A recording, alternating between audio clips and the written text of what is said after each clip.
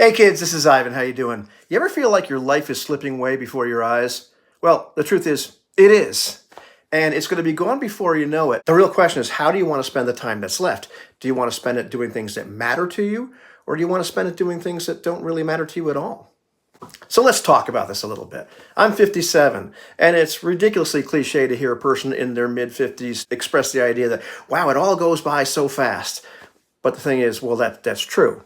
If you're around my age, you know this because those memes that come up about the 80s being 40 years ago or the 90s being 30 years ago, there's a reason they give us such a gut punch and affect us so profoundly, because the way long-term memory works, it really feels like that might have been just like 10 years ago, not 40. What the hell happened?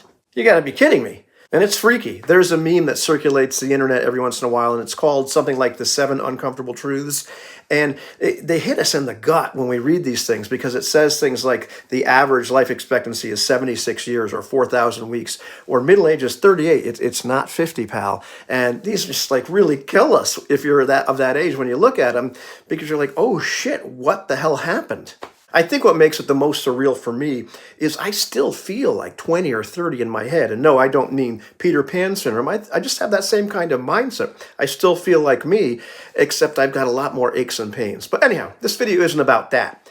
It's about what we're doing with our time. That's the real point behind a lot of the videos I've been making lately is, what the hell are we doing with our time? Why are we spending it on doing things that we really don't want to do instead of on the things that like make us happy, on the things that make us glad to be alive? I've said it before, but when we're kids, we naturally do the things that interest us, whatever they happen to be. We figure out what we want to be doing, what we like, what brings us joy, what we could spend all day doing without realizing how much time is passing.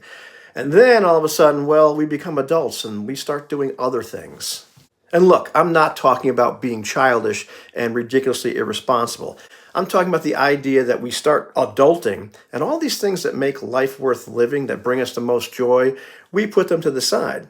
I'm not going to do the math for you because there's plenty of videos out there to tell you what percentage of your time you spend sleeping and working and all that kind of stuff. Okay, we sleep a third of our lives. That's how we work, that's a given. No big deal. But there are these other thieves of our time which are avoidable, or at least negotiable. The first one is work. And yeah, it's true that you have to do something in order to live unless you were born ridiculously rich. But that doesn't mean that you have to be working for somebody else or doing something that you hate doing. But most of us do just that. And what's even worse is that it's not just the hours that we spend at work. It's the fact that a lot of times doing what we hate doing or really just don't care about, it drains us of our energy physically, emotionally, mentally. And so when we get out of there, there's really not much of us left to go enjoy life. I don't know about you, but I spent a lot of my time kind of recovering from work after work just to go back there again. And we're going to do it for 40 years, and well, at least 40 years. And actually, I've already put my 40 years in, and there's no end in sight, at least not yet, which is one of the reasons I'm working so hard. But let's get back to the topic. Let's look at the second thief of our time, and that is our stuff. Well, what do you mean, Ivan? Well, we've got all this shit that we've bought, and a lot of our time is spent maintaining it, doing the things we need to do to take care of our stuff. We're polishing our guitars or mowing the lawn or cleaning the house, getting the car serviced, getting the boat winterized, putting all of our knickknacks in order, and reorganizing our house again and again. And then we don't have enough stuff, so we buy more stuff.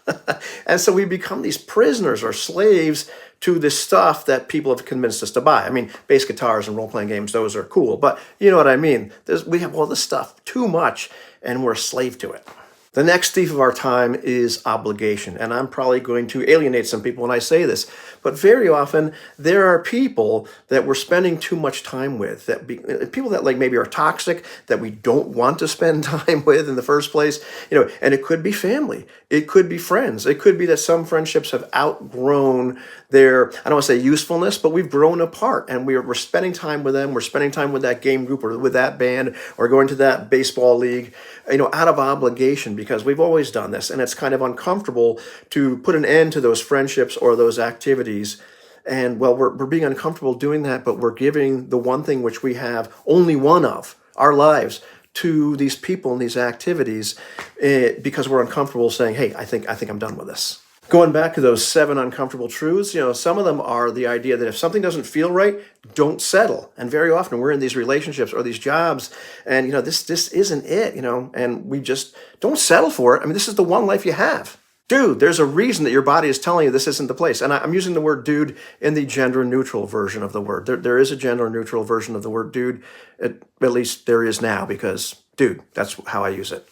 Dude, don't waste your time, which oddly enough is one of the other 7 rules. Don't waste your time. Don't spend it on things that really don't matter, that are just taking up part of your life, the time that you only get so much of.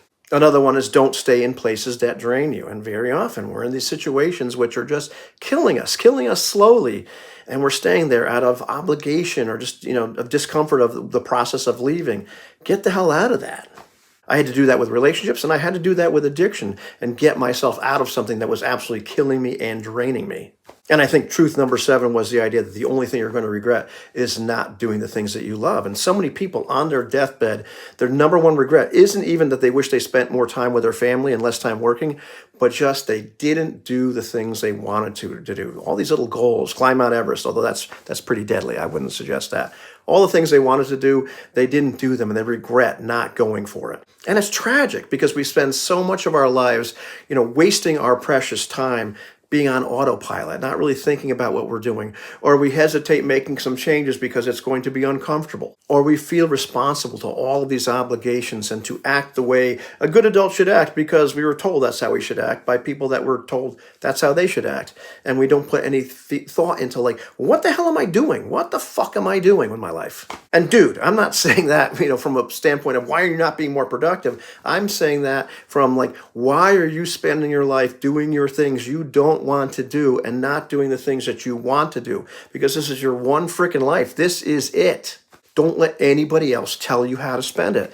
And that's why I harp so much lately on things like, the 9 to 5 and getting the hell out of that if it's killing you, and the idea of living authentically, because so many of us don't live with intention. We don't live authentically.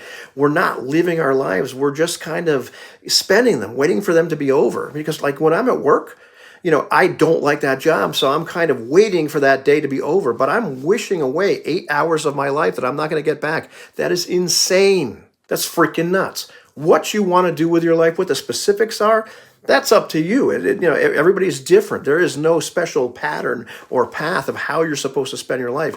But do the things that matter to you. Spend it with the people that you really care about. Spend it doing the things that you really care about, that really interest you. And if there's something that's getting in the way, if your job sucks and you hate it, figure out what you need to do something else so you can survive that doesn't suck, that maybe you actually like doing, and so that pays for your time when you're doing the things that you really like to do.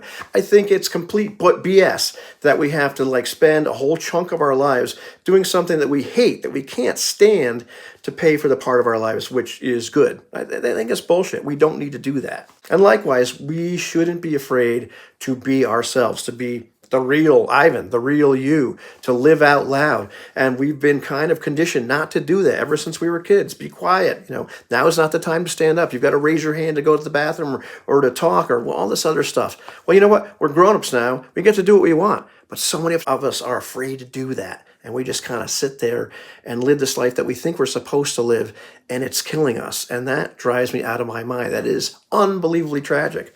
So don't do that. And I'm saying that to me just as much as I'm saying it to you. Will it be scary to make those changes so you can live out loud and authentically? Yeah, it's definitely scary because you're breaking the mold. You're breaking all this conditioning in your head, and you're doing things and you're worried if people might say something, that you're doing the wrong thing, step back in line, all that other crap. Dude, forget all that. Get up, live your life, because it's the only one you get. You're not getting another try. I would love to hear your comments on this, what you think about this, if you think I'm crazy, if you think I'm being unrealistic, or if you felt like this for a long time and you're just glad somebody else is saying it. Have you already learned to live authentically and you don't give a rat's ass what anybody else thinks and you've escaped? Let me hear about that. If you want to support the channel, always liking and subscribing help, as well as the super thanks, which are somewhere down here. You can throw me a buck or two. Go watch the video I put up here because I'm sure it will be interesting and entertaining, and thanks a lot for watching.